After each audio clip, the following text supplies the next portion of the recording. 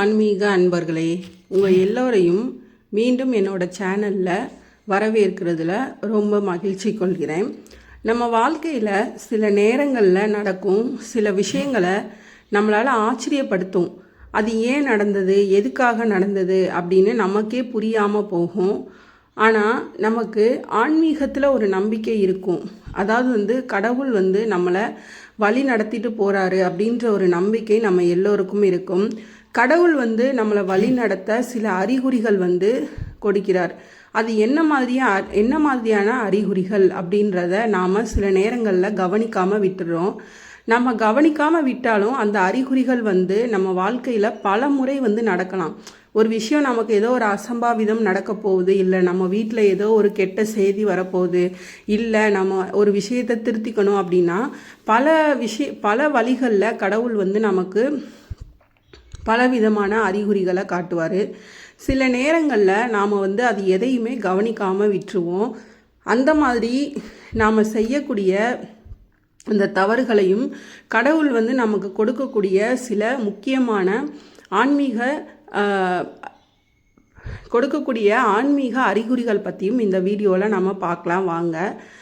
இப்போ திடீர்னு நமக்கு நல்ல வாய்ப்பு வரும். அந்த வாய்ப்பை நம்மளால் பயன்படுத்திக்க மாட்டோம். சில சமயம் நமக்கு மிகவும் கஷ்டப்பட்டுட்டு இருக்கும்போது திடீர்னு ஒரு நல்ல வாய்ப்பு நம்ம வாழ்க்கையில் வருது. அது என்னவா வேணால் இருக்கலாம்.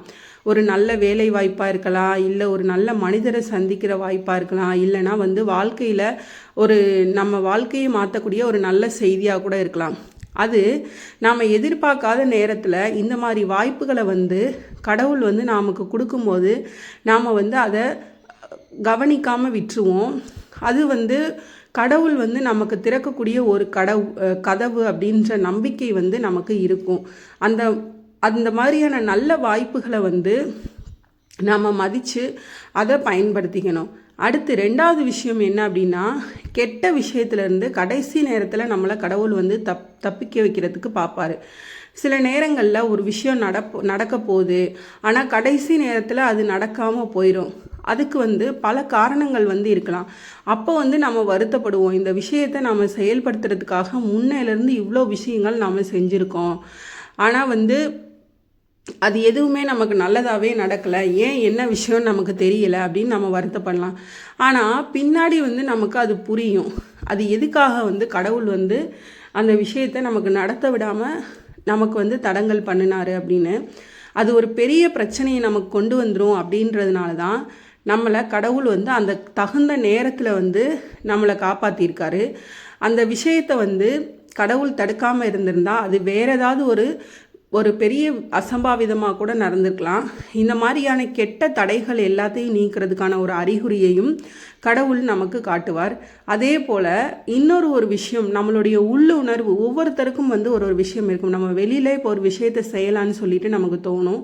ஆனால் நம்மளுடைய உணர்வு இல்லை, இந்த விஷயத்தை செய்ய வேண்டாம், இது சரியாக இல்லை அப்படின்னு நம்மளுடைய மனசு சில சமயம் ஒரு விஷயத்தை பற்றி இது சரியில்லை, இது நல்லது இல்லைன்னு சொல்லும்போது அந்த உள்ளுணர்வு பல நேரங்களில் நம்மளை காப்பாற்றும். ஏன்னா அதுவும் நமக்கு கடவுள் கொடுக்கக்கூடிய ஒரு அறிகுறி தான். அந்த விஷயத்தை நம்ம செய்யக்கூடாது அப்படின்றதுக்காக நம்மளுடைய உணர்வு தான் இதை நமக்கு செயல்படுத்தும். ஆன்மீகத்தில் இதை கடவுள் நமக்கு கொடுத்த ஒரு வழிகாட்டுதல் அப்படின்னு சொல்லுவாங்க. அதனால எப்போவுமே நம்ம உணர்வுகளுக்கு நம்ம மதிப்பு கொடுக்கணும். அதே போல் அந்த உணர்வை நம்ம கவனிக்கவும் செய்யணும்.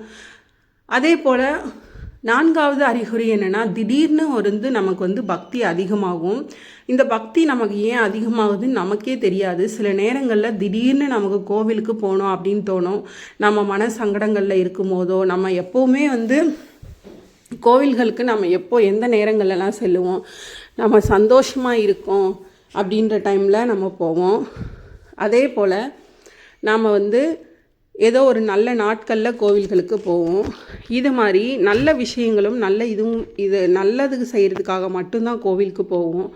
திடீர்னு நமக்கு மனசில் சஞ்சலம் ஏற்பட்டுச்சுனாலும் நம்ம தேடி போகிறது கடவுள் மட்டும்தான். அதே போல் கடவுள்களோட பாட்டை கேட்குறது அப்படின்னு தோணும், பிரார்த்தனை செய்யணும்னு தோணும். இதெல்லாம் நம்ம மனசு சொல்கிறது போல் இருக்கும். இது பலருக்கு ஒரு ஆன்மீக அழைப்பு அப்படின்னு கூட சொல்லலாம். அந்த நேரத்தில் நாம் வந்து கடவுளை நினச்சி நல்ல பாதையில் செல்ல ஆரம்பித்தாலே வாழ்க்கையில் வந்து நமக்கு நல்ல மாற்றம் வந்து உண்டாகும். இதுதான் வந்து திடீர்னு வர்ற ஒரு பக்தி அப்படின்னு சொல்லுவாங்க. அடுத்து 5வது நம்ம பார்க்க போகிறது மீண்டும் மீண்டும் வந்து ஒரு விஷயம் நடப்பது. இப்போ வந்து ஒரு விஷயம் திரும்ப திரும்ப நடக்குதுன்னா அது வந்து ஒரு வார்த்தையோ இல்லை ஒரு மனிதரோ இல்லை ஒரு சம்பவமோ வந்து மீண்டும் மீண்டும் வந்து உங்கள் வாழ்க்கையில் தோன்றினா அது வந்து உங்களுக்கு ஒரு மெசேஜாக கூட இருக்கலாம். அது வாழ்க்கையில் ஒரு பாடம் நமக்கு கற்றுக் கொடுக்கறதுக்காக கூட இருக்கலாம். இது ஒரு வழிகாட்டுறதுக்காக கூட இருக்கலாம். அதனால இந்த சம்பவங்களை வந்து கவனமாக பார்த்து கவனமாக பார்த்துட்டு வந்தோன்னா நமக்கு பல விஷயங்கள் வந்து புரியும். ஆன்மீகத்தை நம்புகிறவங்களுக்கும் கடவுளை நம்புகிறவங்களுக்கும் கடவுள் சில வழிகளில் கடவுள் இருக்காருன்னா இருக்கார், இல்லைன்னா இல்லை. கடவுள் ரூபம் நமக்கு தெரியுமான்னு கேட்டால் தெரியாது, யாருக்குமே தெரியாது. நாம் எல்லோருமே வந்து நமக்கு உதவக்கூடிய ஒருவர், அது மனித ரூபமாக இருக்கலாம் இல்லை ஏதோ ஒரு ரூபமாக இருக்கலாம், நமக்கு உதவுவாங்க. யாருன்னே தெரியாத ஒருத்தர் வந்து நமக்கு வந்து இப்போது ஒரு உதவி நமக்கு அந்த இடத்துல தேவைப்படுது. நம்ம சாலையோரத்தில் நமக்கு ஏதோ நம்ம பைக்கில் வந்து ஏதோ ஒரு பெட்ரோல் இல்லை வேறு ஏதோ ஒரு விஷயம் நடந்துருச்சு அப்படின்னா அந்த இடத்துல நமக்கு தெரிஞ்சவங்களாம் வந்து நம்மளை காப்பாற்றுவாங்க கிடையாது. யாரோ ஒருத்தர் தெரியாதவங்க தான். அது யார் நம்மளை அந்த நேரங்களில் நமக்கு கை கொடுக்கக்கூடியது எது? நாம் வணங்கின அந்த கடவுளும் நம்ம நம்பின அந்த ஆன்மீகமும் அது எல்லாம் தான் நம்ம செய்த தர்மமும் தான் அந்த இடத்துல கடவுள் ரூபத்தில் உதவியாக வந்ததுன்னு சொல்லுவாங்க. அதே தான் இங்கேவும். கடவுள் வந்து ஒரு விஷயம் நடக்க போகுதுன்னா அதுக்கு நமக்கு நிறைய அறிகுறிகள் காட்டுவார். அது எல்லாத்தையும் புரிஞ்சு சில நேரங்களில் நம்மளால் புரிஞ்சுக்க முடியாது. அந்த முடியாத தருணங்களில் நம்ம அந்த விஷயத்தை செஞ்சே ஆகணும் அப்படின்ற ஒரு சூழ்நிலைக்கு தள்ளப்பட்டுருவோம். இதெல்லாம் மீறியும் நடந்துருச்சு அப்படின்னா அதை ஒன்றுமே பண்ண முடியாது. நடக்கிறதுக்கு முன்னாடி நம்மளை காப்பாற்றுறதுக்கு கடவுள் நமக்கு நிறையா வழிகள் காட்டுவார்.